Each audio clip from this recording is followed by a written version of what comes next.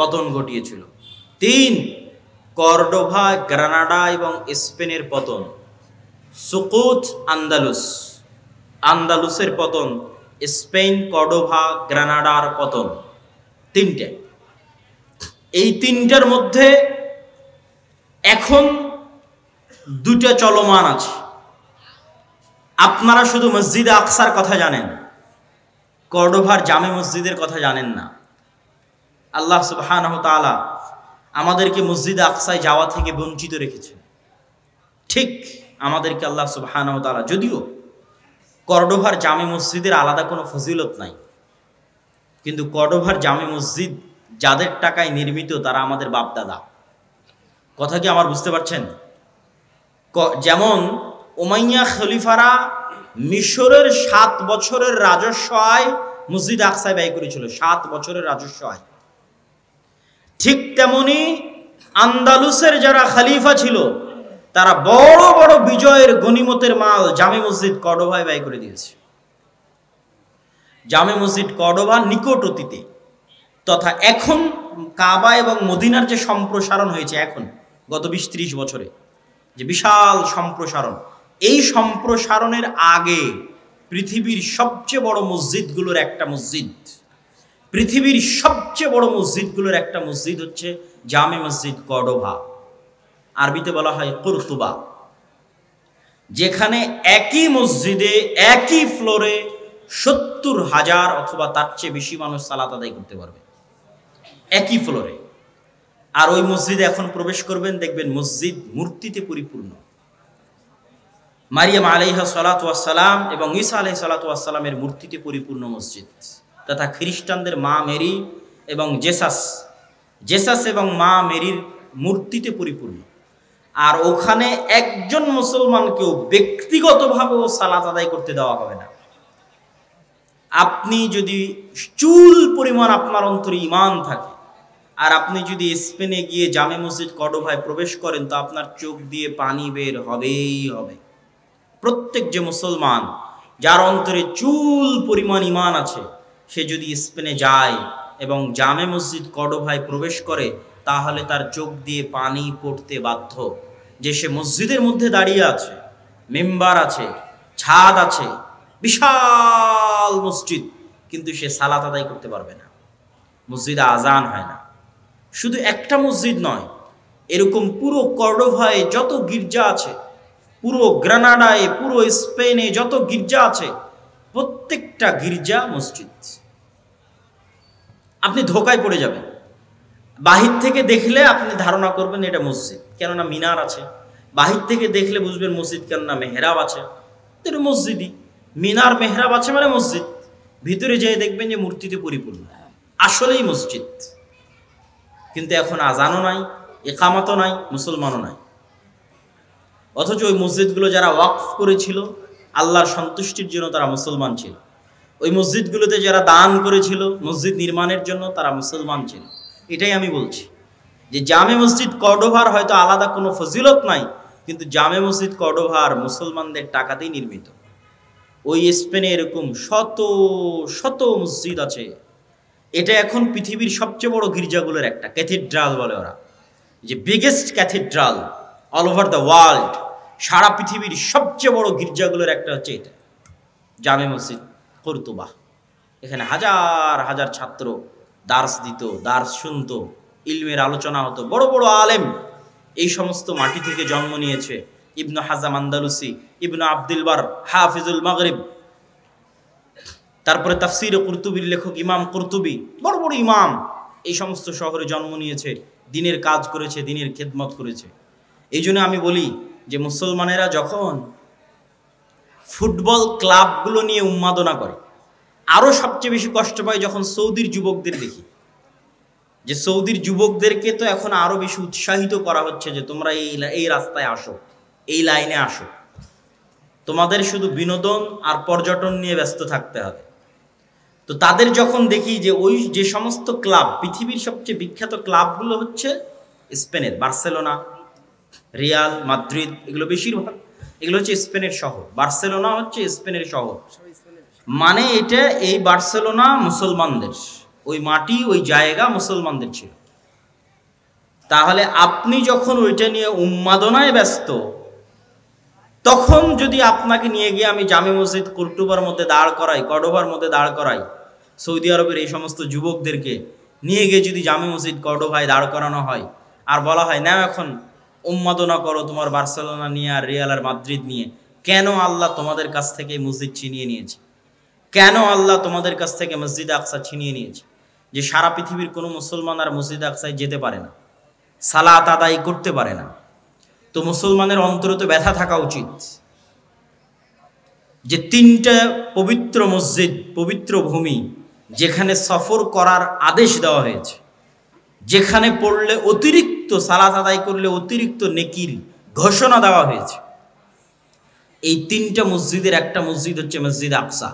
তো ওই মসজিদ আকসায় তো তুমি যেতে পারো না, ওই মসজিদ আকসায় তো তুমি সালাত আদায় করতে পারো না। অথচ আগের যুগের প্রত্যেক মুসলমানেরা ইতিহাস পড়েন, প্রত্যেক যারা মুসলমান আমার বাংলাদেশ থেকে রওনা দিয়েছে, কোনো হাজি একসাথে তিনটা মসজিদ না দেখে ফিরে আসতো না। মানে এটা হচ্ছে হজ ট্রিপের অংশ, যে আপনি এখন হজ এবং উমরায় যাচ্ছেন, মানে এই ট্রিপে তিনটা মসজিদ থাকবে, মসজিদ আকসা হে, মসজিদ নববী হে, হারাম হয়ে তারপর আপনি বাড়ি যাবেন।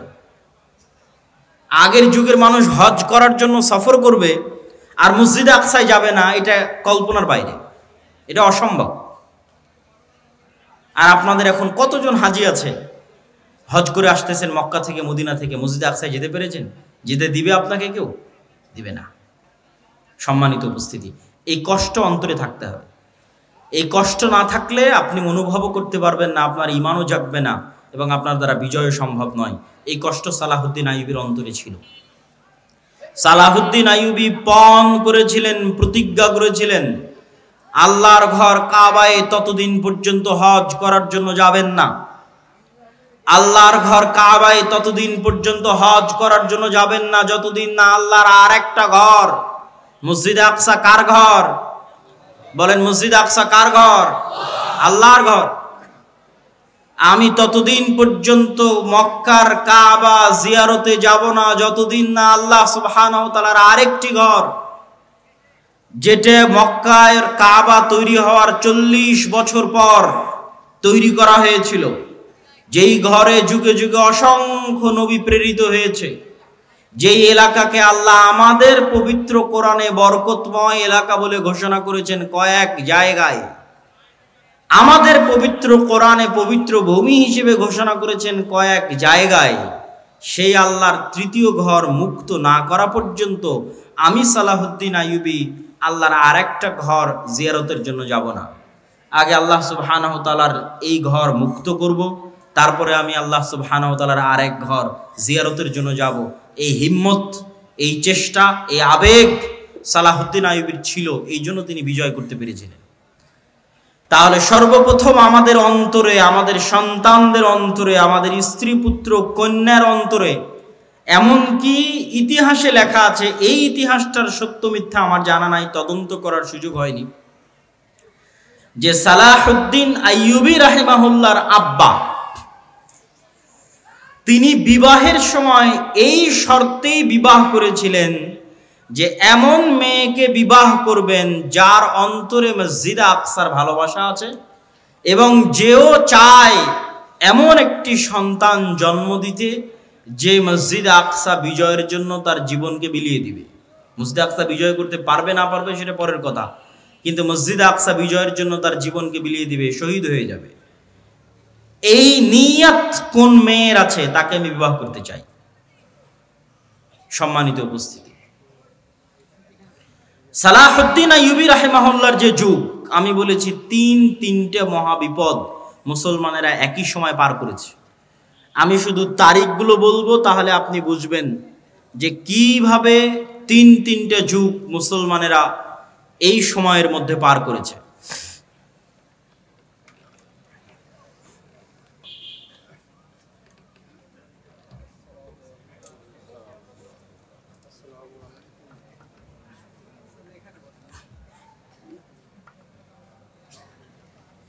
আমরা যদি 1000 খ্রিস্টাব্দ অথবা 1100 খ্রিস্টাব্দকে শুরু ধরি আর 1400 খ্রিস্টাব্দকে বা 1400 খ্রিস্টাব্দের মাঝামাঝি পর্যন্ত শেষ ধরি, তাহলে এই 300 বছর, 1100 থেকে 1400, এই 300 বছরে মুসলমানদের উপর পৃথিবীর সবচেয়ে বড় বড় কয়েকটা বিপদ গেছে। তার মধ্যে এক, মসজিদ আকসা হারিয়ে ফেলা। দুই, মসজিদ আকসা কাদের হাতে মুসলমানেরা হারিয়ে ফেলেছিল? ক্রুসেডারদের হাতে। ক্রুসেডাররা এসেছিল কোথায় থেকে? ইউরোপ থেকে, ইতালি থেকে, ফ্রান্স থেকে, জার্মানি থেকে ক্রুসেডাররা এসেছিল। দুই, বাগদাদের আব্বাসীয় খেলাফতের পতন কাদের হাতে হয়েছিল? মঙ্গোলীয়দের হাতে। মঙ্গোলীয়রা এসেছিল কোথায় থেকে? চায়নার পার্শ্ববর্তী দেশ মঙ্গোলীয় থেকে, যাদেরকে পৃথিবীর কোনো যুদ্ধে কেউ পরাজিত করতে পারেনি। স্রোতের মতো তারা এক এক শহর থেকে আর এক শহর বিজয় করতে করতে করতে করতে বাগদাদকে মাটির সাথে মিশিয়ে দিয়ে তারপরে তারা ক্ষান্ত হয়েছে। এবং ওই সময়ের আলেম ওলামারা লিখেছে যে এরা ইয়াজুজ মাজুজ। ওই সময়ের আলেম ওলামারা সন্দেহে পড়ে গেছিলেন যে ইয়াজুজ মাজুজ হয়তো এরাই। এইভাবে একের পর এক মুসলিম শহর এলাকা, কোথায় চায়না, এখান থেকে শুরু করলে Uzbekistan, Kyrgyzstan, Kazakhstan, Samarkand, বোখারা, Nishapur, Iran, Iraq, তারপরে ইন্ডিয়ার সাইডের কিছু অংশ, আফগানিস্তান, পাকিস্তান, এগুলো সব বিজয় করতে করতে ইরাকের রাজধানী, তৎকালীন আব্বাসীয় খেলাফতের রাজধানী বাগদাদ পর্যন্ত বিজয় করেছে। এবং তারা এতটাই নৃশংস, এতটাই পশুত্ব তাদের মধ্যে ছিল যে তারা টানা 4 দিন অথবা 5 দিন যাবৎ লক্ষ লক্ষ মুসলমানকে জবাই করেছে এবং মুসলমানদের কাটা মাথা দিয়ে মিনার তৈরি করত। তৃতীয় কোনটা? তৃতীয় হচ্ছে কর্ডোভার পতন, গ্রানাডার পতন। কর্ডোভার পতন হয়েছে 1236, ওই একই সময় স্পেনের পতন। তাহলে এই 3টে বড় ঘটনার মতো একসাথে এত বড় ঘটনা মুসলমানদের উপর আর যায়নি। এই জন্য আমি বারবার বলি যে এখন মুসলমানেরা যে বিপদ, যে আপদ, যে কষ্টের মধ্যে আছে, এর চেয়ে বেশি কঠিন, বেশি ভয়ঙ্কর বিপদ আপদ জাতিগতভাবে মুসলমানদের উপর দিয়ে পার হয়ে গেছে। তা হচ্ছে এই 200-300 বছর ক্রান্তিকাল, ইসলাম এবং মুসলমানদের ক্রান্তিকাল। তো এখান থেকে কি মুসলমানেরা বের হতে পেরেছিল? জি, এখান থেকে মুসলমানেরা বের হতে পেরেছিল। আল্লাহ বের করার রাস্তা করে দিয়েছিলেন। এক, মসজিদ আকসা আল্লাহ মুক্ত করেছেন সালাহুদ্দিন আইয়ুবীর মাধ্যমে। সালাহুদ্দিন আইয়ুবীর মাধ্যমে মসজিদ আকসা মুক্ত করার যুদ্ধ ছিল হিত্তিনের যুদ্ধ। সালাহুদ্দিন আইয়ুবী মসজিদ আকসা মুক্ত করার জন্য কয়েকটা পয়েন্টে কাজ করেছেন। এই পয়েন্টগুলো খুবই গুরুত্বপূর্ণ। তার মধ্যে 1 নম্বর পয়েন্ট হচ্ছে গোটা মুসলিম এলাকা মুনাফিকে পরিপূর্ণ হয়ে গেছিল। সব আমির ওমারারা মুনাফিক। খ্রিস্টান ক্রুসেডারদের নারী এবং টাকার কাছে বিক্রি হয়ে যেত সমস্ত আমির ওমারারা। আর সবচেয়ে বেশি শত্রুতা করত শিয়ারা। ওই সময় শিয়াদের শাসন ছিল মিশরে। ফাতিমীয়, ওবায়দীয় শিয়া খেলাফত ছিল মিশরে, যারা প্রতিষ্ঠা করেছিল জামিয়াতুল আজহার। আজকের আজহার বিশ্ববিদ্যালয় শিয়ারা প্রতিষ্ঠা করেছিল শিয়া মাযহাব প্রচার করার জন্য। তো সালাহুদ্দিন আইয়ুবী রাহিমাহুল্লাহর 2টা টার্গেট ছিল। মিশর এবং সিরিয়াকে এক করতে হবে। মিশর এবং সিরিয়া একত্রিত না হওয়া পর্যন্ত মসজিদ আকসা আমি বিজয় করতে পারবো না। মজার বিষয় হলো ওমর রাদিয়াল্লাহু তাআলা আনহুর যুগেও যখন মসজিদ আকসা বিজয় হয়, তখনও মুসলমানেরা মিশর এবং সিরিয়া একত্রিত করেছিল। মিশর এবং সিরিয়ার বিজয় শেষ করে মসজিদ আকসার বিজয় সম্পন্ন করেছিল। কেননা ভৌগোলিকভাবে আজও মসজিদ আকসা বিজয় করা কঠিন যদি সিরিয়া এবং মিশর আপনার হাতে না থাকে। ফিলিস্তিন বিজয় করা কঠিন যদি সিরিয়া এবং মিশরের মাটি আপনার হাতে না থাকে। এর অনেক ভৌগোলিক বিশ্লেষণ আছে, আমি লম্বা আলোচনায় যাব না। তার মধ্যে সবচেয়ে বড় ভৌগোলিক বিশ্লেষণ হচ্ছে ভূমধ্য সাগর। ভূমধ্য সাগরের পানি আপনি কি দিয়ে কন্ট্রোল করবেন? ক্রুসেডাররা সব আসতো ওই পানি দিয়ে, ভূমধ্য সাগর দিয়ে। বেশিরভাগ স্থলপথেও আসতো না তা নয়, কিন্তু পানি দিয়ে আসতো। ওই ভূমধ্য সাগরের তীর কন্ট্রোলে নিতে হলে আপনাকে সিরিয়া পুরো কন্ট্রোলে নিতে হবে, মিশর পুরো কন্ট্রোলে নিতে হবে, তাহলে প্রবেশ পথ বন্ধ। অন্তত সমুদ্র দিয়ে আর কেউ আসতে পারবে না। এবার মাটি আপনার দখলে, এখন শুধু মসজিদে আকসা বাকি। তো এটা ছিল সালাহুদ্দিন আইয়ুবী রাহিমাহুল্লাহর 1 নম্বর কৌশল। 2, সালাহুদ্দিন আইয়ুবী রাহিমাহুল্লাহ আকীদাগত যুদ্ধ লড়েছিলেন, আকীদার যুদ্ধ। তিনি শিয়াদের বিরুদ্ধে যুদ্ধ করতে করতে ক্লান্ত হয়ে গেছে। যত বেশি মুসলমানদের বিরুদ্ধে সালাহুদ্দিন আইয়ুবী যুদ্ধ করেছিলেন, মুসলিম শাসক এবং মুনাফিকদের বিরুদ্ধে, তত যুদ্ধ উনি ক্রুসেডারদের সাথেও লড়েননি, তত যুদ্ধ উনি এই খ্রিস্টানদের সাথেও লড়েননি। ওনার দিনই পার হয়ে গেছে, সময় বয়সে পার হয়ে গেছে শুধু মুসলমানদের সাথে যুদ্ধ করতে করতে। মুসলিম আমির ওমারাদের মুনাফিকি দূর করতে করতে। তার একটা বড় কারণ ছিল শিয়া মাযহাব। এই শিয়া মাযহাব থেকে মিশরকে মুক্ত করার জন্য আরেকটা মাদ্রাসা প্রতিষ্ঠা হলো মাদ্রাসা নিজামিয়া। নিজামুল মুলক তিনি এই মাদ্রাসা প্রতিষ্ঠা করলেন, তার নামে মাদ্রাসার নাম হলো মাদ্রাসা নিজামিয়া। যে মাদ্রাসা নিজামিয়াকে প্রতিষ্ঠা করা হয়েছিল জামিয়াতুল আজহারের মোকাবেলায় শিয়া মাযহাবকে উৎখাত করার জন্য আরব বিশ্ব থেকে। এবং এই মাদ্রাসা নিজামিয়ার ছাত্রদের বড় ভূমিকা ছিল পরবর্তীতে মঙ্গোলীয়দের পতন ঘটাতে এবং পরবর্তীতে ক্রুসেডারদের পতন ঘটাতে এবং পরবর্তীতে শিয়া মাযহাব থেকে আরব বিশ্বকে মুক্ত করতে মাদ্রাসা নিজামিয়ার ছাত্রদের বড় অবদান ছিল। বড় বড় আলেম এই মাদ্রাসার ছাত্র। ইবনু আসাকের তারিখ দিমাশকের লেখক এই মাদ্রাসার ছাত্র, ইমাম গাজ্জালি এই মাদ্রাসার ছাত্র, এবং এই মাদ্রাসারই পরবর্তী উত্তরসূরিরা ছিলেন ইবনু কাসির, ইবনুল আসির, ইবনু তাইমিয়া। তাদের যুগের যারা, তারা আরও পরে এসেছেন, কিন্তু তার আগের যখন মাদ্রাসা প্রতিষ্ঠা হয় তখনকার কথা বলছি, সম্মানিত উপস্থিতি। তারপরে সালাহুদ্দিন আইয়ুবী রাহিমাহুল্লাহ মিশর বিজয় করার পর জামিয়াতুল আজহার থেকে শিয়া মাযহাবকে চিরদিনের জন্য নিষিদ্ধ করে দিলেন, এবং আজ পর্যন্ত, এখন পর্যন্ত মিশরে আর পরবর্তীতে শিয়া মাযহাব প্রবেশ করতে পারেনি, এবং জামিয়াতুল আজহার বা আজহার বিশ্ববিদ্যালয়ে শিয়া মাযহাব প্রবেশ করতে পারেনি। তারপরে এবার যখন তিনি জেরুজালেম বিজয়ের জন্য অভিযান শুরু করলেন, তখন সবচেয়ে বড় যুদ্ধটা হয়েছিল হিত্তিনের প্রান্তরে। আর ইউরোপ থেকে যারা এসেছিল, ইউরোপ হচ্ছে সব শীতকালীন দেশ, শীতকালীন কান্ট্রি। মুসলমানেরা শীতকালীন এরিয়া বিজয় করতে পারত না, স্পেন পর্যন্ত গিয়ে শেষ। স্পেনের সাথে লাগানো ফ্রান্স, স্পেনের সাথে লাগানো সীমানা ইতালির, ইতালি ফ্রান্স মুসলমানেরা বিজয় করতে পারেনি। তার সবচেয়ে বড় কারণ ছিল বরফ এবং শীত। তার পরবর্তীতে নৈতিক এবং চারিত্রিকগত পতন তো আছে। তারপর আজীবন ইস্তাম্বুল মুসলমানেরা বিজয় করতে পারেনি, কনস্টান্টিনোপল তখনও অবিজিত। যখনকার ঘটনা বলছি তখনও বিজয় হয়নি, এটা আমি আসবো ধীরে ধীরে এবং আমার বক্তব্য শেষের দিকে নিয়ে যাব। তাহলে কি হলো, সালাহুদ্দিন আইয়ুবী হিত্তিনের প্রান্তরে যুদ্ধ করছেন কাদের সাথে? যারা ওই সমস্ত এলাকা থেকে এসছে যেগুলোতে -ডিগ্রির শীত। তো এই জন্য সালাহুদ্দিন আইয়ুবী ওদেরকে নিয়ে চলে গেলেন মরুভূমিতে। যুদ্ধে পরাজয়ের ভান করে সবকে নিয়ে গেলেন মরুভূমিতে, যেখানে পানির কোনো ব্যবস্থা নাই, মাইল 50-100 কিলোমিটারের মধ্যে। আর চারিদিকে আগুন জ্বালিয়ে দিয়ে ব্যবস্থা করলেন গরমের, তাপের। যুদ্ধ ছিল জুন জুলাইয়ের মৌসুম, উপরে সূর্যের তাপ, নিচে মরুভূমির তাপ, আর চারিদিকে আগুনের তাপ। এই তাপ সহ্য করার জন্মগত ক্ষমতা আরবদের আছে, কেননা তারা মরুভূমিতেই বড় হয়েছে। আর যারা ক্রুসেডাররা এসেছে তারা সব এসেছিল শীত দেশ থেকে। এই জন্য গরমে গায়ের সব বর্ম, লোহার বর্ম তারা খুলে ফেলতে বাধ্য হয় এবং যুদ্ধে তাদের পরাজয় সুনিশ্চিত হয়। তবে মজার বিষয় কি? মজার বিষয় হচ্ছে ওমর রাদিয়াল্লাহু তাআলা আনহু মসজিদ আকসা বিজয় করেছেন, এক ফোঁটা রক্ত পড়েনি। সালাহুদ্দিন আইয়ুবী মসজিদ আকসা বিজয় করেছেন, এক ফোঁটা রক্ত পড়েনি। এবং আমি বিশ্বাস করি তৃতীয়বার যখন মসজিদ আকসা বিজয় হবে তখনও এক ফোঁটা রক্ত পড়বে না। এই ধারাবাহিকতা বজায় থাকবে, আল্লাহ সুবহানাহু ওয়া তাআলা সেই ব্যবস্থা করে দিবেন, এটা বিশ্বাস করি অন্তর থেকে ইনশাআল্লাহ। সম্মানিত উপস্থিতি, তাহলে একটা গেল আল্লাহ সালাহুদ্দিন আইয়ুবীর মাধ্যমে মসজিদ আকসা বিজয় করলেন। আর একটা হচ্ছে আইনে জালুতের যুদ্ধ। মঙ্গোলীয়রা বাগদাদের পতন ঘটিয়ে এগিয়ে যাচ্ছে, তিনটা মসজিদ একত্রে তাদের দখলে চলে আসবে। জেরুজালেম দখলে আসবে, মক্কায় দখলে আসবে, মদিনা দখলে আসবে। তিনটা মসজিদকে বাঁচানোর মতো ওই সময় আর কোনো শক্তিশালী শাসক ছিল না, মামলুক, মিশরের মামলুকরা ছাড়া। সালাহুদ্দিন আইয়ুবীর পরপরই 50-100 বছরের মাথায় মঙ্গোলীয়দের এই ঘটনাগুলো। তখন মামলুকদের বাদশাহ ছিল সাইফুদ্দিন কুতজ, জাহিরুদ্দিন আল বেরবাস। তাদের সাথে যুদ্ধে সর্বপ্রথম মঙ্গোলীয়রা পরাজয় ঘটে। তাহলে একদিকে জেরুজালেম উদ্ধার হলো, মঙ্গোলীয়দের পরাজয় হলো। পরবর্তীতে মঙ্গোলীয়দের কি হলো? পরবর্তীতে মঙ্গোলীয়রা নিজেরা ইসলাম গ্রহণ করে নিল। এই জন্য আজকে যত পাকিস্তান, ইন্ডিয়াতে খান দেখেন, মুসলমানেরা সব খান, এরা সব হচ্ছে মঙ্গোলীয়দের বংশধর।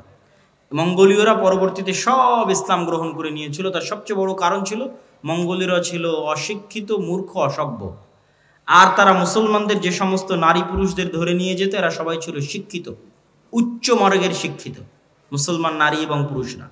তাদের সাথে বিবাহ বন্ধনে আবদ্ধ হওয়ায় ধীরে ধীরে ধীরে ধীরে তাদের পরবর্তী জেনারেশন ইসলাম গ্রহণ করে ফেলে। আর ক্রুসেডাররা কি হলো? ক্রুসেডাররা ফিরে চলে গেল ইউরোপে এবং আজ অবধি তারা ক্রুসেড চালাচ্ছে, চলছেই ক্রুসেড। আচ্ছা, এই দুইটা সংকট কাটিয়ে উঠে মুসলমানদের কোনো অর্জন আছে? আছে। স্পেন মুসলমানেরা ফিরে পায়নি, কিন্তু স্পেনের পরিবর্তে আল্লাহ মুসলমানদেরকে এর পরেই স্পেনের পরিবর্তে আল্লাহ মুসলমানদের এই দীর্ঘদিন যাবৎ মুসলমানেরা কুস্তুনতুনিয়া বিজয় করতে পারে না। কুস্তুনতুনিয়া বিজয়ের ইতিহাস পড়ে দেখেন, কত শত শত সাহাবি, আল্লাহর তাবি, সাহাবিদের তাবি তাবে তাবি এই কুস্তুনতুনিয়া যুদ্ধে শহীদ হয়েছে। যত চেষ্টা করেছে পারেনি। আবু আইয়ুব আল আনসারী রাদিয়াল্লাহু তাআলা আনহু এই কুস্তুনতুনিয়া বিজয় করতে এসে শহীদ হয়ে গেছে। এই কুস্তুনতুনিয়া বিজয়ের তৌফিক আল্লাহ দিলেন কখন? ক্রুসেডারদের হাতে মসজিদ আকসা হারানোর পরে, আবার মসজিদ আকসা ফিরে পাওয়ার পরে, মঙ্গোলীয়দের হাতে মুসলমানদেরকে চরম শাস্তি এবং আযাব দেওয়ানোর পরে, আবার মঙ্গোলীয়দের হাত থেকে সে আযাব এবং শাস্তি থেকে মুক্তি দেওয়ার পরে, আর স্পেনের গ্রানাডা এবং কর্ডোভার পতনের পরে মুসলমানেরা ইস্তাম্বুল বা আজকের তুরস্ক বিজয় করে, মুহাম্মদ আল ফাতেহ, এবং উসমানীয় খেলাফতের কায়েম হয়। এবং উসমানীয় খেলাফত আমলে মুসলমানদের শান শওকত, শক্তি সামর্থ্য বহাল ছিল। আমি আগেই বলেছি মুসলমানদের রাজনৈতিক বিজয়ের চিহ্ন কি? মসজিদ আকসা আপনার হাতে আছে কিনা? উসমানীয়দের হাতে মসজিদ আকসা ছিল। তারা মসজিদে আকসায় কোনো ইহুদিকে জমি ক্রয়ের পর্যন্ত সুযোগ দেয়নি উসমানীয়রা, কেন ইহুদিদের ব্রেন ছিল খুব শার্প। তারা আগে জমি ক্রয় করে সেখানে তাদের বসতি স্থাপন করতে চাচ্ছিল উসমানীয় খেলাফতের শেষ আমলে। আজ আমরা এই বিপদে কেন? আজ আমরা এই বিপদে আছি তার সবচেয়ে মূল কারণ হচ্ছে ঔপনিবেশিক শাসন আমল, কলোনিয়াল সিস্টেম। পৃথিবীর প্রায় সব মুসলিম দেশই, দুই একটা বাদ দিয়ে প্রায় সব মুসলিম দেশই ইস্তেমার, আরবিতে বলে ইস্তেমার, বাংলায় বলে উপনিবেশ, ইংরেজিতে বলে কলোনি। প্রায় সব মুসলিম দেশই ইউরোপের কোনো না কোনো দেশের কলোনি ছিল নিকট অতীতে। এটা হচ্ছে আমাদের উসমানীয় খেলাফতের পতনকাল থেকে নিয়ে আজ পর্যন্ত এই 150, 200, 300 বছরে, মানে আমরা যে জেনারেশন এখন অবস্থান করছি, এটার লাস্ট 200 বছর বা 250 বছর পৃথিবীর কোনো না কোনো মুসলিম দেশ, কোনো না কোনো ইউরোপিয়ান কান্ট্রির কলোনি ছিল। আমরাও 1947-এর আগ পর্যন্ত ব্রিটিশের কলোনি ছিলাম। তো 1947 তো ভাই এই কয়দিন আগের কথা। অনেকের দাদাও এখনো জীবিত আছে যারা 47 দেখেছে, এখনো জীবিত আছে। তো 47 তো কালকের কথা। তো 47-এর আগ পর্যন্ত আমরা ব্রিটিশদের গোলাম ছিলাম। এরকম সারা পৃথিবীর প্রায় সব মুসলিম দেশ কোনো না কোনো ইউরোপিয়ান কান্ট্রির গোলাম ছিল। এবং এর উপর আমার লম্বা বিস্তারিত আলোচনা আমি গতকাল করেছি। এই গোলামির নিজাম থেকে ওই ব্রিটিশরা যেমন পুরো ভারতকে 3 ভাগে ভাগ করে দিল, বাংলাদেশ, পাকিস্তান এবং ইন্ডিয়া, ঠিক ওই ব্রিটিশরা যখন তাদের আরবে কলোনি ছিল তখন তারা আরব কেমনভাবে ভেঙে চূর্ণ বিচূর্ণ করে দিল। কাতার নামে পৃথিবীতে কোনো দেশই ছিল না, আরব আমিরাত নামে পৃথিবীতে কোনো দেশই ছিল না, জর্ডান নামে পৃথিবীতে কোনো দেশই ছিল না, ইসরায়েল নামে পৃথিবীতে কোনো দেশই ছিল না, লেবানন নামে পৃথিবীতে কোনো দেশই ছিল না। ঠিক তেমনি বাংলাদেশ বা পাকিস্তান নামে পৃথিবীতে কোনো দেশ ছিল না। এগুলো সব ওই যে ইস্তেমার, কলোনিয়াল সিস্টেম। ওরা যখন এই দেশগুলো ছেড়ে গেছে তখন ডিভাইড অ্যান্ড রুল, ভাগ করে গেছে, নতুন দেশ তৈরি করে গেছে।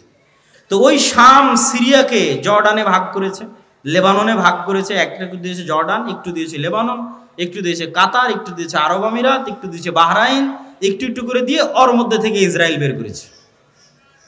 ওর মধ্যে থেকে অল্প একটু জায়গা বের করেছে ইসরায়েলের জন্য। অনেক দীর্ঘদিনের সুপরিকল্পনার ফসল এবং মুসলমানদের অধপতনের ফসল, মুসলমানদের উপর আল্লাহর আযাব এবং গজবের যে আলামত সেটার প্রমাণ। আর এই আযাব এবং গজব থেকে উদ্ধার হওয়া সম্ভব নয় আমল এবং ইমানে পরিবর্তন ছাড়া।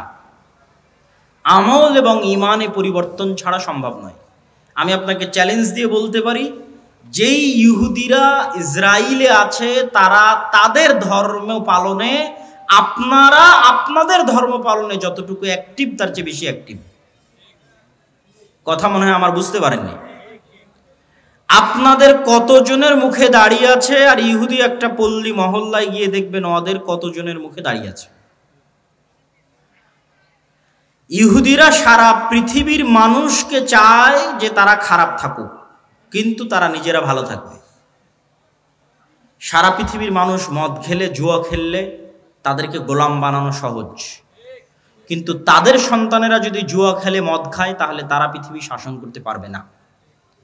এই জন্য এটা তাদের এজেন্ডা যে তাদের সন্তানেরা মদ, জুয়া, ফ্রি ফায়ার, পাবজি খেলবে না, কিন্তু তারা পৃথিবীতে এমন সিস্টেম তৈরি করবে যে মুসলমানের সন্তান জন্ম হওয়ার পর থেকে মদ, জুয়া, আড্ডা, গাঞ্জা, ফ্রি ফায়ার, পাবজি নিয়ে পড়ে থাকবে। তাহলে এরা হবে কি? এদের অবস্থা হবে গরু ছাগলের মতো। কেননা যে নেশাখোর, যে জুয়াখোর, সে গরু ছাগল। তার পৃথিবীতে কেন বাড়িতে, দেশে কেন, এলাকায় কেন, বাড়িতে পর্যন্ত শাসন ক্ষমতা কায়েম করতে পারবে না। একটা জুয়াখোর, একটা মদখোর কি বাড়িতে শাসন চালাতে পারবে? পারবে না। তো যে জুয়াখোর মদখোর বাড়িতে শাসন চালাতে পারবে না, ও কোশ্চিন কালো মসজিদে আকসা বিজয় করতে পারবে না। যে ফ্রি ফায়ার পাবজিতে ব্যস্ত আছে, ও বাড়ি চালাতে পারবে না, তো মসজিদে আকসা কেমনে বিজয় করবে? তো কিন্তু ইহুদিরা তাদের সন্তানকে জন্মের পর থেকে বলবে পড়ো পড়ো পড়ো পড়ো, জ্ঞান অর্জন করো, বড় হও, পৃথিবী শাসন করতে হবে, অস্ত্র বানাও, জ্ঞান বিজ্ঞান নিয়ে ব্যস্ত থাকো, আর গোটা আরব বিশ্বকে ব্যস্ত রাখো পর্যটন আর বিনোদনে, দুবাই আর কাতারকে ব্যস্ত রাখো ফুটবল বিশ্বকাপে, আর ফুটবল বিশ্বকাপ আয়োজন করা আর এগুলো খেলাধুলা নিয়ে পড়ে থাকা যদি খুবই ভালো হতো, তাহলে ইসরায়েলই আগে থাকতো। কথা বুঝতে পেরেছেন? ইসরায়েল কিসে সবার আগে? অস্ত্র বানাও, অস্ত্র কিনো, এটাতে সবার আগে, জ্ঞান বিজ্ঞানে সবার আগে।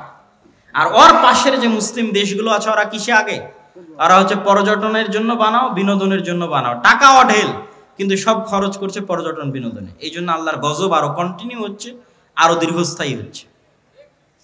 এই গজব থেকে মুসলমানদের বের হতে হলে দ্বীনে ফিরে আসতে হবে। মুসলমানদের সবচেয়ে বড় শক্তির জায়গা হচ্ছে তাদের দ্বীন, তাদের আকীদা, তাদের বিশ্বাস। সারা পৃথিবীতে তারা শিখিয়েছে যে তোমরা সন্তান কম নাও, আর কোনো ইহুদি ফ্যামিলি পাবেন না যেখানে 6টা 7টা করে বাচ্চা নাই, পাবেন না। আপনি নিজে আজকে তদন্ত করতে পারেন, কেন এরা পৃথিবীর খুবই রহস্য ঘেরা একটা জাতি। এদের বিষয়ে কোনো তথ্য পাবেন না, এদের বিষয়ে গবেষণা করতে গেলে আপনি দেখা যাচ্ছে আউট হয়ে যাবেন পৃথিবী থেকে। অত্যন্ত রহস্য ঘেরা একটা জাতি, অনেক অল্প সংখ্যক। কিন্তু যদি আপনার পক্ষে সম্ভব হয়, বিশেষ করে যে সমস্ত মুসলমান ভাইয়েরা ইউরোপে আছেন, তারা ইহুদি পল্লীগুলোতে গিয়ে দেখবেন তাদের কয়টা করে সন্তান, আর তাদেরই এনজিওগুলো আপনার মুসলিম এলাকায় গিয়ে বলতেছে তোমাদের সন্তান কমাও। এই জন্য তারা টার্গেট করে, ইচ্ছা করে ফিলিস্তিন গাজায় শিশুদেরকে হত্যা করতেছে। ঠিক যেমন ফেরাউন বানু ইসরায়েলের শিশুদেরকে হত্যা করত। তাহলে দুইভাবে আপনার শিশুকে হত্যা করতেছে, এক বম মেরে হত্যা করতেছে, আর এক আপনার মাথায় দিয়ে দিয়েছে যে আপনি 2টার বেশি যেন সন্তান না নেন। কিন্তু সে জন্ম দিচ্ছে 6টা 7টা 8টা 10টা করে। এই জন্য ওদের এরকম কোনো ছোট গাড়ি থাকে না। আমাদের যে ছোট কারগুলো, এই ছোট কারগুলো তারা ইউজ করে না, তারা ইউজ করে বড় 4, 6, 7 সিটের 4 হুইলার জিপ, যাতে ফুল ফ্যামিলি নিয়ে যাতায়াত করা যায়। কারণ ফ্যামিলি তো 2টা সদস্য না, 6টা 7টা সদস্য, তো ছোট কারে তো হবে না। তারা সারা পৃথিবীতে সুদি বিজনেস তৈরি করে রেখেছে, কিন্তু তারা নিজেরা পরস্পরের সাথে সুদি লেনদেন করে না।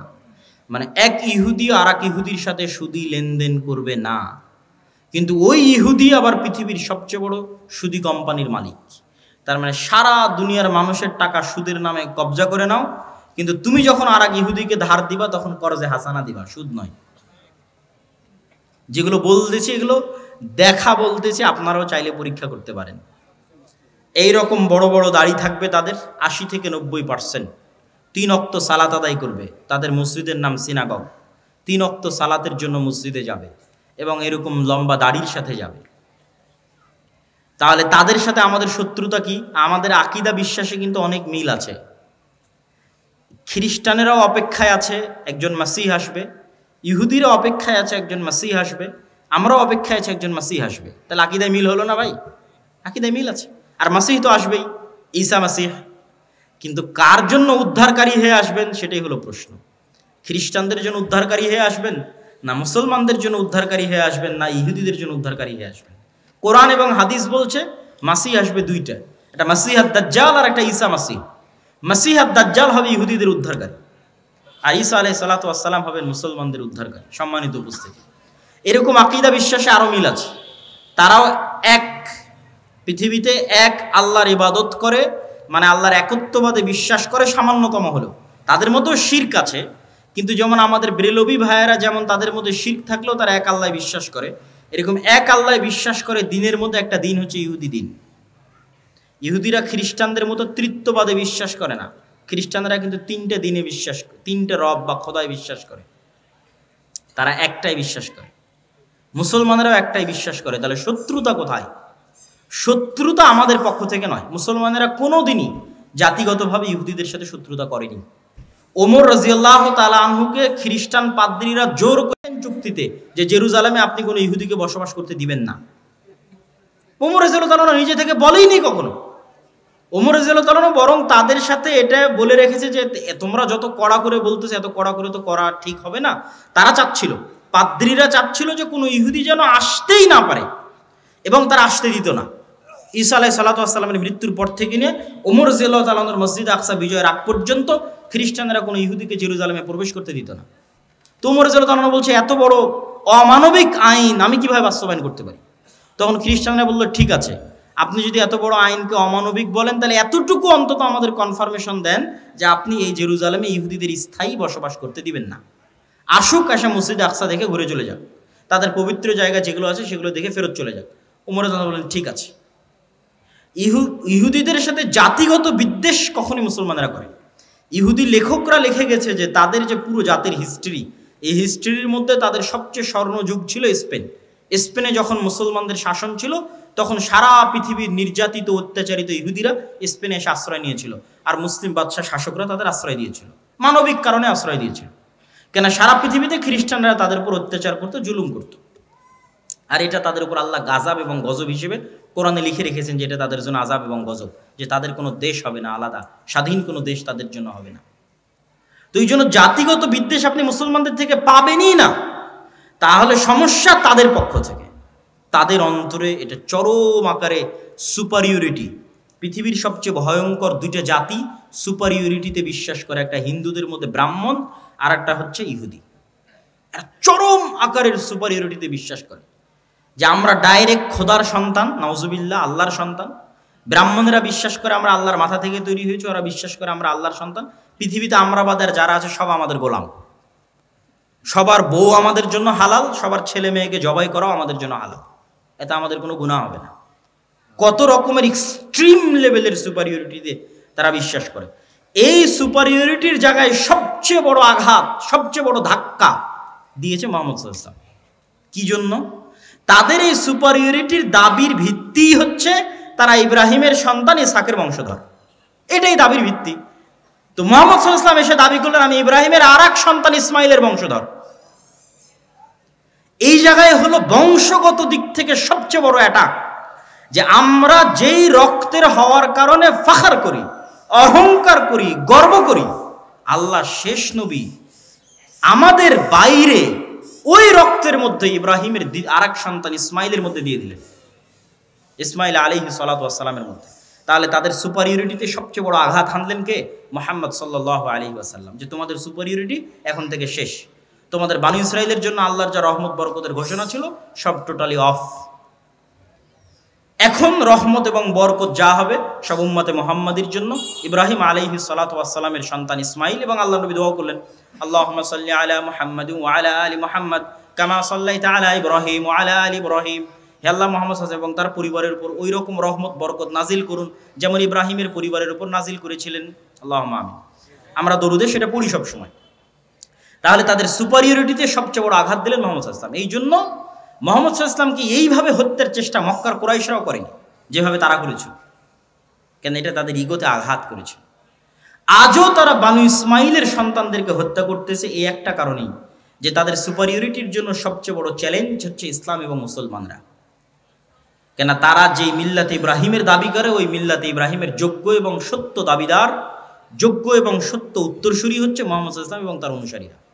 এবং তাদের ধর্মগ্রন্থে লেখা আছে যে ইব্রাহিম আলাইহিস সালাতু ওয়াস সালামের আর এক স্ত্রী হাজেরা এবং হাজেরার সন্তান ইসমাইলকে মক্কায় রেখে আসা হয়েছে। তাদের ধর্মগ্রন্থে লেখা আছে তোমাদের ভাইদের মধ্যে আল্লাহ শেষ নবী পাঠাবে। ওরা মনে করে আছে আমাদের ভাইদের মধ্যে মানে ইব্রাহিম আলাইহিস সালামের দুই সন্তানও তো পরস্পরে ভাই, ভাই না ভাই না? ইসহাক এবং ইসমাইল পরস্পরে ভাই না ভাই না? ভাই। তারা মনে করে আছে যে ইয়াকুব আলাইহিস সালামের 12 সন্তান, আমরা পরস্পরে ভাই, আমাদের মধ্যে থেকে আল্লাহ শেষ নবী পাঠাবেন, এই অপেক্ষায় তারা আছে। কিন্তু আল্লাহ সুবহানাহু ওয়া তাআলা তাদের ভাইদের মধ্যেই শেষ নবী পাঠিয়েছেন, সেটা তাদের আদি ভাই ইয়াকুবের পিতা ইসহাক, ইসহাক আলাইহিস সালাতু ওয়াস সালামের রক্তের ভাই ইসমাইল আলাইহিস সালাতু ওয়াস সালামের বংশে আল্লাহ সুবহানাহু ওয়া তাআলা শেষ নবী পাঠিয়েছে। সম্মানিত উপস্থিতি, এই হিংসার কারণে, এই বিদ্বেষের কারণে তারা মুসলমান এবং ইসলামদেরকে সমূলে ধ্বংস করে দিতে চায়। কেন? তারা জানে তাদের পতন যদি কারো হাতে হয় মুসলমানদের হাতেই হবে। এটাই হলো সমস্যা। যেমন ফেরাউন জানতো তার পতন যদি কারো হাতে হয় বানু ইসরাইলের হাতে হবে, তারাও জানে আমাদের পতন যদি কোনোদিন কারো হাতে হয় তাহলে মুসলমানদের হাতে হবে। সম্মানিত উপস্থিতি, আমি আমার এই দীর্ঘ ঐতিহাসিক বিশ্লেষণ থেকে আপনাদের কাছে এতটুকুই আহ্বান জানাবো, দিনে ফিরে আসা ছাড়া। আপনি তাদের সাথে মোকাবেলা করবেন অথচ আপনার মধ্যে দিন নাই, তাহলে কি দিয়ে মোকাবেলা করবেন? সে তো দিনের কারণেই এটা জয় করতে এসেছে, দিনের কারণে এখানে শাসন প্রতিষ্ঠা করতে এসেছে, দিনের কারণে আপনাকে হত্যা করছে। আর আপনি দিন ছেড়ে দিয়ে তার উপর দিয়ে বিজয় লাভ করতে চাচ্ছেন, এটা ইম্পসিবল, অসম্ভব। একদল মানুষ যদি দিন পালন করে আল্লাহর উপর ভরসা করে বের হয়ে আসে, তাহলে তাদের হাতে আল্লাহ সুবহানাহু ওয়া তাআলা মসজিদে আকসা বিজয় দিবেন, এটা আল্লাহর ওয়াদা। আমরা এখন পারছি না কেন? আমরা এখন গজবের অবস্থায় আছি, আযাবের অবস্থায় আছি। আল্লাহ তাদেরকে দিয়ে আমাদের উপর শাস্তি দিচ্ছে, যেমন ফেরাউনকে দিয়ে তাদেরকে শাস্তি দিয়েছিল, তাদেরকে আযাব এবং গজবের মধ্যে আল্লাহ সুবহানাহু ওয়া তাআলা নিক্ষেপ করেছিলেন। ঠিক এই যুগের ফেরাউন হচ্ছে তারা। আমরা আযাব এবং গজবের মধ্যে আছি, এবং এখান থেকে উদ্ধার পেতে হলে ঈমান এবং আমল লাগবে, স্বাধীন চেতা বিশ্বাসী লাগবে, গোলামি বিশ্বাস চলবে না। আমি বলেছি আমাদের সবচেয়ে বড় সমস্যা গোলামির বিশ্বাস। মুসা আলাইহিস সালাম যদি বানু ইসরাইলের ঘর বাড়িতেই লুকিয়ে লুকিয়ে মানুষ হতেন, উনি জীবনে কোনোদিন ওই ফেরাউনের বংশের কিবতীকে এক থাপ্পড়ে হত্যা করতেন না। কেননা বানু ইসরাইলের সাথে পালিয়ে পালিয়ে মানুষ হতে হতে অন্তর ছোট হয়ে যেত। কথা আমার বুঝতে পারছেন? তো মুসা আলাইহিস সালামকে আল্লাহ মানুষ করলেন ফেরাউনের ঘরে। তো ফেরাউনের ঘরে উনি স্বাধীন চেতা হয়ে মানুষ হয়েছে, যে একটা মানুষের পূর্ণ অধিকার সুযোগ সুবিধা কি হওয়া উচিত। ওই অবস্থায় বড় হয়ে যখন দেখছে তার বংশের মানুষকে আর একজন মারছে, তখন দিয়েছে এক থাপ্পড়ে মরে গেছে। তো এক থাপ্পড় দেওয়ার জাজবা কোথায় থেকে আসলো? গোলামি মুক্ত অবস্থায় বড় হয়েছেন, এই জন্য আল্লাহ তাকে গোলামি মুক্ত অবস্থায় ফেরাউনের বাড়িতে, ফেরাউনের ঘরে বড় করেছে। আর আমরা জীবনযাপন করছি 200-250 বছর থেকে গোলামির অবস্থায়, এখনও গোলামির অবস্থায়। স্বাধীন চেতা মনোভাব আমাদের মধ্যে নাই, আমাদের চাল চরিত্র বিকৃত হয়ে গেছে, স্বভাব চরিত্র বিকৃত হয়ে গেছে। এই জন্য আমাদেরকে আমাদের দিনে ফিরে আসতে হবে, স্বাধীন চেতা মনোভাবী হতে হবে। মা এবং বোনদেরকে নিয়ত রাখতে হবে যে তারা পুত পবিত্র অবস্থায় সন্তান জন্ম দিবে আল্লাহ সুবহানাহু ওয়া তাআলার সন্তুষ্টির জন্য, আল্লাহর দ্বীনের জন্য। কখনো বেহায়াইপনা দিয়ে পুরুষ জন্ম দেওয়া সম্ভব নয়। বেহায়াই বেলেল্লাপনা দিয়ে মুজাহিদ পুরুষ জন্ম দেওয়া সম্ভব নয়। বেহায়াইর মধ্যে মেয়েলি পুরুষ জন্ম নিতে পারে। কথা আমার বুঝতে পারছেন? যখন একটা সমাজে পরিপূর্ণরূপে বেহায়াই ছড়িয়ে পড়ে, তখন ওই সমাজের পুরুষরা কি হয়ে যায়? মেয়েলি পুরুষ হয়ে যায়। আমাদের সমাজে যদি বেহায়াপনা বেলেল্লাপনা বেশি ছড়িয়ে পড়ে, তাহলে আমাদের মধ্যে আর পুরুষের রক্তই নাই, সব মেয়েলি পুরুষ হয়ে গেছে। এদের দিয়ে কোনোদিন জেহাদও হবে না, এদের দিয়ে মসজিদে আকসাও বিজয় হবে না। তাহলে পুরুষ জন্ম দিতে হবে। পুরুষকে জন্ম দিতে পারবে পুত পবিত্র বেহায়াপনা বেলেল্লাপনা মুক্ত অবস্থায় যে থাকবে, সে পুরুষ সিংহ, বাঘ, বীর সিংহ সালাহুদ্দিন আইয়ুবী, তারেক বিন জিয়াদের মতো সন্তান জন্ম দিতে পারবে, স্বাধীন চেতা সন্তান জন্ম দিতে পারবে, মেয়েলি পুরুষ নয়। এই জন্য পর্দার গুরুত্ব আছে ইসলামে। সম্মানিত উপস্থিতি, বক্তব্য আলোচনা করতে গেলে আরও দীর্ঘায়িত হয়ে যাবে। আমরা আজকে যে উদ্দেশ্যে এখানে একত্রিত হয়েছি সেটা হচ্ছে আদ-দাওয়া ইলাল্লাহর পক্ষ থেকে মসজিদ ভিত্তিক দিন শিক্ষা কার্যক্রম। আমরা 4টে জেলার 126টা মসজিদ সফর করেছি, আপনার এলাকাতেও এসেছি। আপনাদের চারঘাটে সফর করেছি, আপনাদের বাঘায় সফর করেছি, আপনাদের পুঠিয়াতে সফর করেছি। হয়তো সফরের সময় আপনারা ছিলেন না বা জানতেন না, হয়তো সেভাবে বুঝতে পারেননি, কিন্তু আমরা আমাদের মতো 126টা মসজিদ সফর শেষ করেছি। আমাদের সফরগুলো আবারও শুরু হবে ইনশাআল্লাহ, এবং 200 থেকে 250টার মতো মসজিদে আমাদের মসজিদ ভিত্তিক দিন শিক্ষা, মক্তব শিক্ষা কার্যক্রম পরিচালিত আছে। আমরা চাই যে মুসলমানের সন্তানেরা 2 থেকে 2.5% মাদ্রাসায় যায়, বাকিরা মাদ্রাসায় যায় না। তাদেরকে আজকের এই একদিনের বক্তব্য দিয়ে দিন শেখানো সম্ভব? এখানে আপনারা যতজন আছেন তাদেরকে আজকে আমি পূর্ণ দিন শিখিয়ে দিতে পারবো? এখানে শত শত স্কুল কলেজের ছাত্র আছে, এদেরকে আজ আধা ঘন্টা 1 ঘন্টা বক্তব্য দিয়ে কি দিনের জ্ঞান দিব? তাদেরকে দিনের জ্ঞান দিতে পারবো যদি এই অঞ্চলের সব মসজিদে দিন শিক্ষার শক্তিশালী ব্যবস্থা, মসজিদে দিন শিক্ষার ব্যবস্থা তৈরি হয়। এই জন্য প্রত্যেক মসজিদ কমিটির প্রতি আমাদের উদাত্ত আহ্বান থাকবে, আমাদের সাথে হোক, আমাদের আলাদা হোক, আমাদের সিলেবাস অন্তত রেডি। আপনি আমাদের সিলেবাসটা অন্তত আপনার মসজিদে মক্তবে চালু করুন। মক্তবগুলোকে তদারকির দায়িত্ব আমাদেরকে দিন। আপনি তদারকি করতে পারছেন না, আপনি শুধু মসজিদের ইমামের, আপনার মসজিদে যে চলমান মক্তব আছে সেই চলমান মক্তবটাই আমরা তদারকি করে চাঙ্গা করে দেব। আমাদের তদারকি করার সিস্টেম আছে, আমাদের সিলেবাসের সিস্টেম আছে, প্রশিক্ষণের সিস্টেম আছে। সুতরাং প্রত্যেক মসজিদ কমিটির প্রতি উদাত্ত আহ্বান থাকবে যে আপনারা দাওয়া ইলাল্লাহর অধীনে আপনাদের মসজিদগুলোতে মক্তব শিক্ষা, দিন শিক্ষার ব্যবস্থা করুন।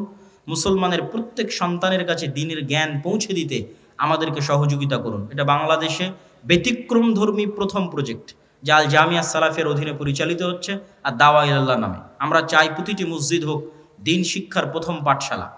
বাংলাদেশের কোনো মসজিদ যেন দিন শিক্ষা থেকে বিরত বা মুক্ত বা আলাদা না থাকে। আমার মাধ্যমে হোক, আমাকে ছাড়া হোক, মসজিদে দিন শিক্ষার ব্যবস্থা থাকতে হবে। এই নিয়ে আমরা দাওয়াত নিয়ে মসজিদে মসজিদে যাচ্ছি, আপনাদের বাড়িতে বাড়িতে এসেছি এবং আজকেও আপনাদের এলাকায় এসেছি ওই একই উদ্দেশ্য নিয়ে। আজকের প্রোগ্রামও আমরা একই উদ্দেশ্য নিয়ে দিয়েছি। সম্মানিত উপস্থিতি, তো এই মসজিদ ভিত্তিক দিন শিক্ষা কার্যক্রমকে শক্তিশালী করার লক্ষ্যে আমি আমার বক্তব্য শেষ করার পূর্বে আপনাদের কাছে উদাত্ত আহ্বান জানাই যে আপনারা যারা আজকে এই প্রোগ্রামে অংশগ্রহণ করেছেন, প্রোগ্রামের আয়োজনে হোক, এই মসজিদ ভিত্তিক দিন শিক্ষা কার্যক্রমের জন্য হোক, আপনার আল্লাহ সুবহানাহু ওয়া তাআলার সন্তুষ্টির জন্য আপনাদের অর্থনৈতিক সহযোগিতায় বৈঠকি দানে অংশগ্রহণ করবেন। 5 টাকা, 10 টাকা, 1 টাকা, 8 আনা হলেও যাতে আপনার অংশগ্রহণ মুক্ত না থাকে। একজন মুসলমানের সন্তানও যদি আপনার এই দান থেকে পবিত্র কোরআনের একটি অক্ষরও শিখে, তাহলে সে এটার মাধ্যমে পরকালীন নাজাত এবং মুক্তি পাবে। আর আপনার দুনিয়া থেকে বিদায় নেওয়া 500 বছর হয়ে গেলেও আপনি দেখবেন যে এই যে একজন ছেলে আপনার অর্থে কোরআন শিখেছিল, সেই কোরআন শিখা এখনো অব্যাহত আছে এবং আপনি কবরে নেকি পাচ্ছেন। বা আজকে যারা আমরা মাগরিব বৈঠক আমাদের স্টেজে যারা আছেন তাদেরও অংশগ্রহণ করার জন্য আমি অনুরোধ জানাচ্ছি। কেউ মুক্ত থাকবেন না, আলাদা থাকবেন না। আমাদের স্বেচ্ছাসেবক ভাইয়েরা কই? তারা ডান দিক এবং বাম দিক থেকে ভেতরে ঢুকবেন। আপনারা কেউই কোনো ব্যক্তি এই দান থেকে নিজেকে দূরে রাখবেন না। আল্লাহ সুবহানাহু ওয়া তাআলা কখনোই বলেনি আপনার টাকা আপনি দান করুন, এটা কখনোই বলেনি। আল্লাহ সুবহানাহু ওয়া তাআলা বলেছে আমি তোমাদের যে রিজিক দিয়েছি সেখান থেকে দান করো, আমি দিয়েছি। তথা আল্লাহ সুবহানাহু ওয়া তাআলা আপনাকে দিয়েছে, আপনি আল্লাহর দেওয়া ওই অংশ থেকে আল্লাহর রাস্তায় ব্যয় করবেন। মসজিদ ভিত্তিক দিন শিক্ষা কার্যক্রমে আপনাদের দুইভাবে সহযোগিতা চাই। এক, আপনার এলাকায় গিয়ে মসজিদে দিন শিক্ষার ব্যবস্থা করবেন। আপনার এলাকায় মসজিদের দিন শিক্ষা ব্যবস্থা করার জন্য আমাদের সাথে যোগাযোগ করবেন। জামিয়া সালাফিয়াতে আসবেন। জামিয়া সালাফিয়াতে আদ-দাওয়া ইলাল্লাহর আলাদা অফিসই আছে। সকাল 8টা থেকে 5টা ওখানে মানুষজন বসে আছে, শুধু কোথায় মক্তব চালু করা যাবে এই জন্য, এই অপেক্ষায় বসে আছে। কোন মক্তবে আমরা সিলেবাস দিয়ে পাঠাবো এই অপেক্ষায় বসে আছে। সুতরাং আপনারা আপনাদের মসজিদগুলোতে মক্তব চালু করুন, চালু করার জন্য উদ্যোগ নিন। চালু থাকলে আমাদের সাথে যোগাযোগ করুন। আমাদের সিলেবাস এবং আমাদের ট্রেনিংয়ের মাধ্যমে আপনার ওই মসজিদে মক্তব শিক্ষাকে আমরা চাঙ্গা করতে চাই, শক্তিশালী করতে চাই। যে সমস্ত ছেলে মেয়ে মাদ্রাসায় আসে না, তথা 98% ছেলে মেয়ে তাদের যারা স্কুল কলেজে যায় তাদের কাছে দিনের মৌলিক জ্ঞানটা আমরা পৌঁছে দিতে চাই। এই আমাদের চেষ্টায় শুধু অর্থনৈতিক অংশগ্রহণ আমি চাইনি। অর্থনৈতিক অংশগ্রহণ আমার মুখ্য উদ্দেশ্য নয়। আমার মুখ্য উদ্দেশ্য হচ্ছে আপনার সাথে আমার যোগাযোগ, আমার সম্পর্ক, আপনার মসজিদে আমার যাওয়ার ব্যবস্থা করে দেওয়া। এই জন্য ওপেন আমার বক্তব্যে ঘোষণা দেওয়া আছে যে আপনি যদি মনে করেন যে আমাকে লক্ষ টাকা দিয়ে আপনার একটা প্রোগ্রামে একদিনের জন্য নিয়ে যাবেন, আমাকে নিয়ে যেতে পারবেন না। কিন্তু আপনি যদি বলেন যে আপনার মসজিদে কোরআন শিক্ষার ব্যবস্থা হবে, এটা উৎসাহ দেওয়ার জন্য আমার যাওয়া দরকার, আমি আমার জমি বিক্রি করে হলো আপনার ওই মসজিদে উপস্থিত হব ইনশাআল্লাহ। এই ওয়াদা প্রত্যেকটা মসজিদে গিয়ে আমার করা আছে এবং সেই ওয়াদা আমি পূরণ করতেছি। আর ওই প্রোগ্রামেই অংশগ্রহণ করব যেই প্রোগ্রামও এরকম ফি সাবিলিল্লাহ। আজকের প্রোগ্রামে যেমন আমরা ফি সাবিলিল্লাহ এসেছি আল্লাহ সুবহানাহু ওয়া তাআলার সন্তুষ্টির জন্য, মসজিদ ভিত্তিক দিন শিক্ষা কার্যক্রমের সচেতনতা তৈরির লক্ষ্যে, এটাকে আরো শক্তিশালী মজবুত করার লক্ষ্যে এসেছি। এই ধারাবাহিকতা আমাদের সামনে আরো বজায় থাকবে এবং অব্যাহত থাকবে। আপনারা দোয়া করবেন যেন আল্লাহ সুবহানাহু ওয়া তাআলা এই উদ্যোগকে কবুল করে। সবাই বলে আল্লাহুম্মা আমিন। কেননা আল্লাহ সুবহানাহু ওয়া তাআলা কবুল না করলে এটা আমাদের জন্য করা কঠিন হয়ে যাবে, আমরা এটাতে সফল হতে পারবো না। কিন্তু আল্লাহ সুবহানাহু ওয়া তাআলা যদি কবুল করে তিনি আমাদের জন্য রাস্তা সহজ করে দিবে। অতএব আমরা আবারও দোয়া করি আল্লাহ সুবহানাহু ওয়া তাআলা আল জামিয়া সালাফিয়ার অধীনে পরিচালিত আর দাওয়া ইলাল্লাহর মাধ্যমে মসজিদ ভিত্তিক দিন শিক্ষার এই কার্যক্রমকে কবুল করুন। আল্লাহুম্মা আমিন। সম্মানিত উপস্থিতি, এখান থেকে যখন আপনারা আলোচনা শেষে বিদায় নেবেন, তখন বিদায় নিয়ে যাওয়ার পূর্বে আমাদের মাসিক আল ইতিসামকে মূল্যায়ন করার চেষ্টা করবেন। বাংলাদেশের একমাত্র পত্রিকা যার ফতোয়া বোর্ডে, ভারতের জামিয়া সালাফিয়া বানারসের মুহাদ্দিসরাও বসে। একমাত্র পত্রিকা বাংলাদেশের, যার ফতোয়া বোর্ডে শুধু বাংলাদেশের আলেমরা নয়, ভারতের আহলে হাদিসদের সবচেয়ে বড় প্রতিষ্ঠান জামিয়া সালাফিয়া বানারসের বড় বড় বিজ্ঞ ওলামায়ে কেরাম এই ফতোয়া বোর্ডে অংশগ্রহণ করে থাকেন, যারা এখন আল জামিয়া সালাফিয়া ডাঙ্গিপাড়া পবা রাজশাহীর শিক্ষক হিসেবেও দায়িত্ব পালন করছেন। বাংলাদেশের একমাত্র শিক্ষা প্রতিষ্ঠান যেখানে এত বেশি পরিমাণে বিদেশি যোগ্য শিক্ষক দার্স প্রদান করে থাকেন, যারা আল জামিয়া সালাফিয়া বানারস ভারতের আহলে হাদিসদের সবচেয়ে বড় প্রতিষ্ঠান থেকে আগত। এটা বাংলাদেশের একমাত্র ব্যতিক্রম প্রতিষ্ঠান জামিয়া সালাফিয়া ডাঙ্গিপাড়া পবা রাজশাহী। এবং এখানে অচিরেই সৌদি থেকেও মদিনা ইসলামী বিশ্ববিদ্যালয়ের সাথে সম্পৃক্ত শিক্ষকগণ আসবেন। আমরা সেই আশায়, সেই অপেক্ষায় দিন কাটাচ্ছি। ইতিমধ্যেই 3 জন মদিনা ইসলামী বিশ্ববিদ্যালয়ের সাবেক শিক্ষক 10 দিন ব্যাপী জামিয়া সালাফিয়া ডাঙ্গিপাড়া পবা রাজশাহীতে দার্স দিয়ে গেছেন। এই ধারাবাহিকতা সামনে অব্যাহত থাকবে ইনশাআল্লাহ। পাশাপাশি আমাদের যে বইগুলো আছে এবং আপনাদের শ্রদ্ধেয় শায়েখ আব্দুর রাজ্জাক বিন ইউসুফ হাফিজাহুল্লাহর যে বইগুলো আছে, সে বইগুলো মূল্যায়ন করার চেষ্টা করবেন। মিন্নাতুল বারি, আমরা হাদিস মানতে বাধ্য, আইনে রাসূল দোয়া অধ্যায়, উপদেশ, কে বড় ক্ষতিগ্রস্ত, কে বড় লাভবান, আদর্শ পরিবার। পাশাপাশি আমার আম্মার কিছু বই আছে, যে বইগুলোর পিছনে আমারও পরিশ্রম আছে। আব্বুর বইগুলো আমার কোনোদিন দেখে দেওয়া হয়নি, কিন্তু আমি আমার আম্মার অনেকগুলো বইয়ের পিছনে কাজ করেছি। তার মধ্যে একটা হচ্ছে সমঅধিকার নয় মর্যাদা চাই, শিক্ষা বনাম জাহিলিয়াত, কেন হব অবরোধবাসিনী, কেন হব অবরোধবাসিনী লেখা হয়েছে বেগম রোকেয়ার অবরোধবাসিনীর জবাবে। যে অবরোধবাসিনীতে বেগম রোকেয়া কি কি লিখেছে মুসলিম মা এবং বোনদের পর্দা নিয়ে, বোরখা নিয়ে, তার উত্তরে উত্তরবঙ্গেরই আরেকজন নারী, বেগম রোকেয়া রংপুরের, উত্তরবঙ্গের আরেকজন নারী আমার মা গাইবান্ধার, তিনি তার উত্তরে লিখেছেন কেন হব অবরোধবাসিনী। স্কুল কলেজের প্রত্যেক নারী শিক্ষার্থীর, ছাত্রীদের এই বইটি পড়া উচিত। পাশাপাশি শিক্ষা বনাম জাহিলিয়াত, আমাদের স্কুলের চলমান সিলেবাসের বইগুলোতে কি ধরনের গল্প দেওয়া আছে, এই গল্পগুলো আমাদের ছেলে মেয়েদের ব্রেনে কি ধরনের